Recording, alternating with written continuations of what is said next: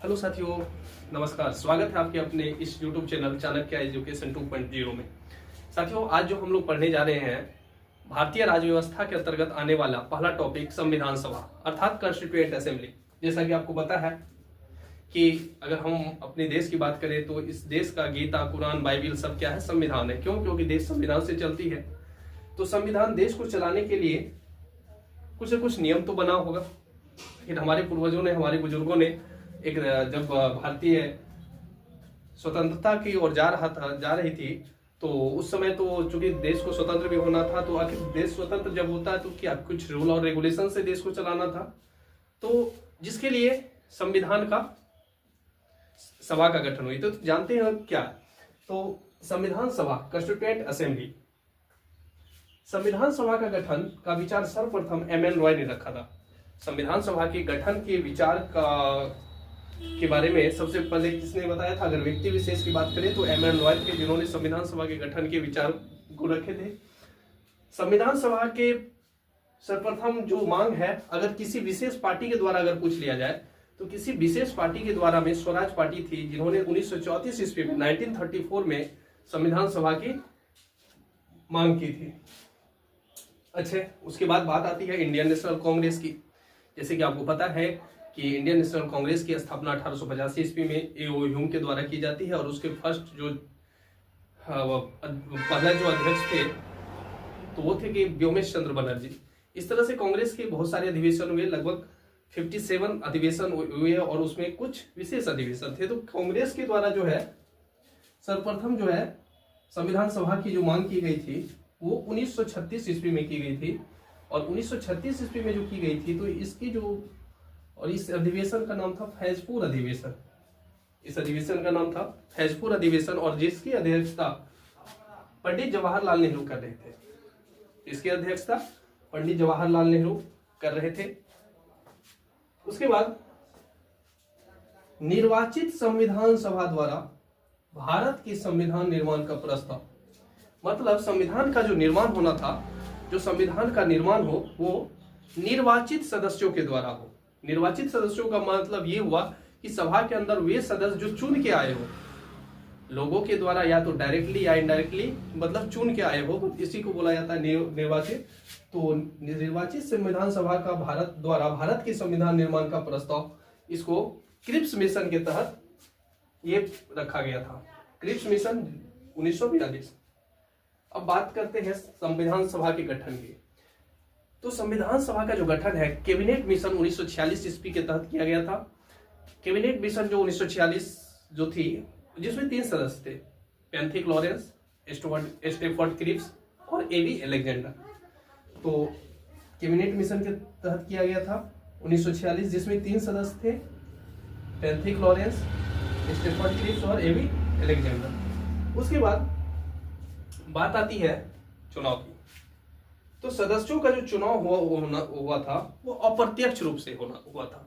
क्यों? क्योंकि इसमें सभी सदस्य, मतलब जो उस समय जो राज्य के जो नागरिक थे, जनता थे, सभी जनता ने इस में वोट नहीं किए थे। क्यों? क्योंकि वयस्क मताधिकार नहीं था। चूंकि अभी हमारे देश में वयस्क मताधिकार है, जिसमें एक निश्चित आयु के बाद, चाहे वो किसी भी धर्म के हो, किसी भी कास्ट के हो, किसी भी मजहब के हो, तो वो वोट कर सकते हैं। जैसे कि एक मिनिमम एज सेटअप किया गया है 18 साल, ठीक।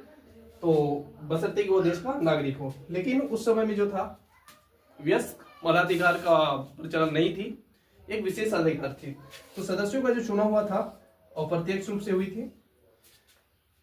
10 लाख आबादी पर एक प्रतिनिधि निर्धारित किए गए थे। संविधान सभा में जो आना था प्रत्येक क्षेत्र से चुनकर, तो जिसमें आबादी के हिसाब से आना था, जिसमें 10 लाख आबादी में एक प्रतिनिधि को जो है निर्धारित किया गया था। संविधान सभा के लिए कुल सदस्य का जो निर्धारण हुआ था उसकी संख्या 389 थी। संविधान सभा के लिए सदस्यों के निर्धारण के लिए कुल सदस्यों की संख्या 389 थी।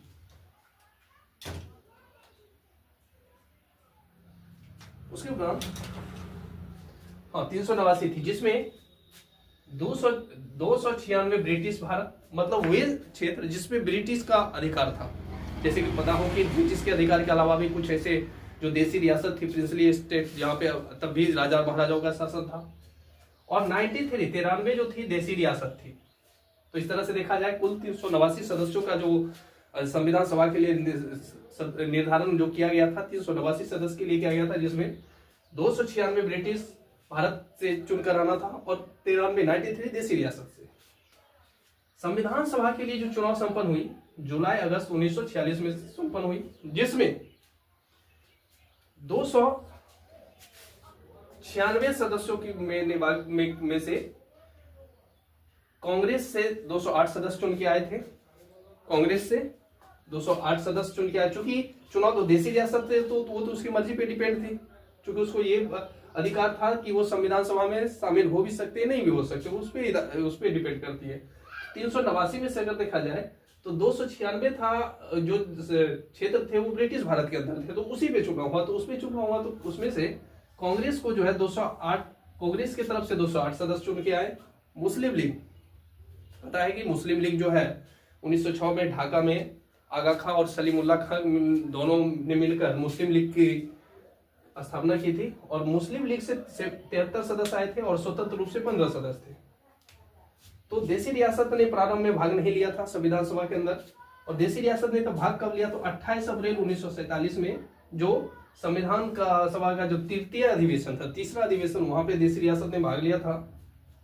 अगर पूछा जाए संविधान निर्माण के दौरान कुल संविधान सभा के कितने अधिवेशन हुए, तो संविधान सभा के कुल 12 अधिवेशन हुए। संविधान सभा के कुल 12 अधिवेशन हुए।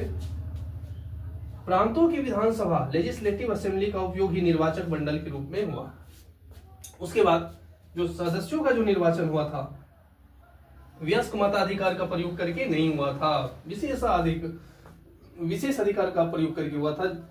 और ये जो निर्वाचन की जो प्रक्रिया है 1935 के भारत शासन अधिनियम के तहत मताधिकार जो था कर, शिक्षा एवं संपत्ति के आधार पर ही सीमित था। तो ये चलिए एक बार फिर से रिकॉल कर लेते हैं कि संविधान सभा के गठन का विचार सर्वप्रथम एम.एन. रॉय ने 1934 ईस्वी में रखी थी। संविधान सभा की सर्वप्रथम मांग स्वराज पार्टी, अगर किसी कोई पार्टी अगर पूछ दे क्वेश्चन एग्जाम में कि स्वराज संविधान सभा के गठन का मांग सर्वप्रथम किस पार्टी ने किया था, तो संविधान सभा के सर्वप्रथम मांग स्वराज पार्टी ने की थी 1934 में।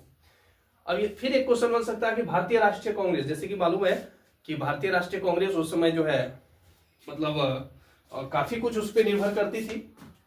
तो इंडियन नेशनल कांग्रेस के द्वारा जो है 1936 में फैजपुर अधिवेशन में जो है संविधान सभा की मांग रखी गई थी, जिसके अध्यक्ष पंडित जवाहरलाल नेहरू थे। उसके बाद निर्वाचित संविधान सभा का द्वारा भारत के संविधान निर्माण का प्रस्ताव क्रिप्समिशन, मतलब जो संविधान का निर्माण हो वो निर्वाचित सदस्यों के द्वारा हो, मनोनीत सदस्यों के द्वारा नहीं।